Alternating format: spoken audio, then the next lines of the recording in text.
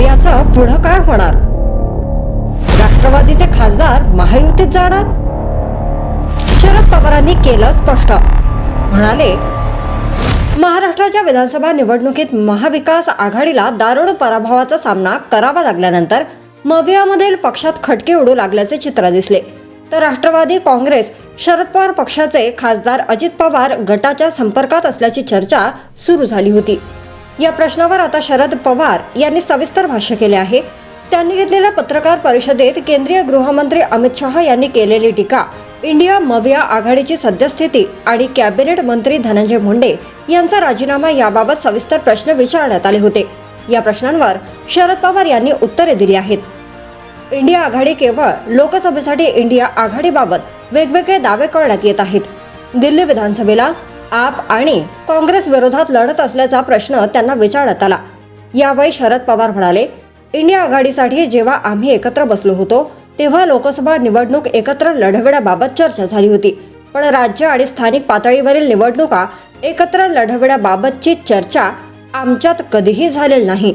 पण आता ज्या पद्धतीने वृत्तपत्र याची नोंद घेत आहेत त्यावरून राष्ट्रीय पातळीवरील भूकंपामध्ये एकत्र राहण्याची भूमिका घेतली पाहिजे असं वाटत आहे.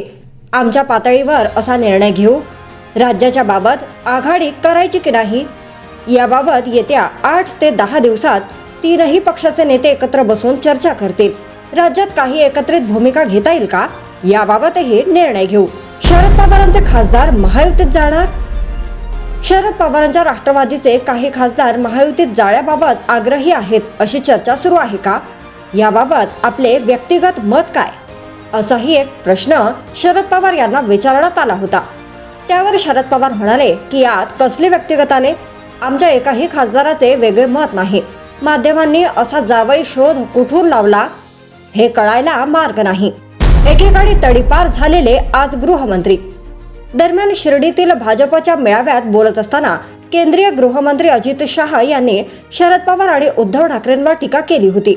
या टीकेलाही शरद पवारांनी प्रत्युत्तर दिले. देशाच्या गृहमंत्रीपदी सरदार वल्लभभाई पटेल होते, तसंच एकेकाळी यशवंतराव चव्हाणही गृहमंत्री होते. आपल्या शेजारचे राज्य गुजरात आहे. गुजरातमध्ये अनेक प्रशासक होऊन गेले. त्यांच्यापैकी अनेकांची नावे घेता येतील. या सगळ्या प्रशासकांचे वैशिष्ट्य होतं की त्यापैकी कोणालाही तडीपार केले गेले नव्हते असं सांगून शरद पवार यांनी अमित शहा यांच्यावर टीका केली.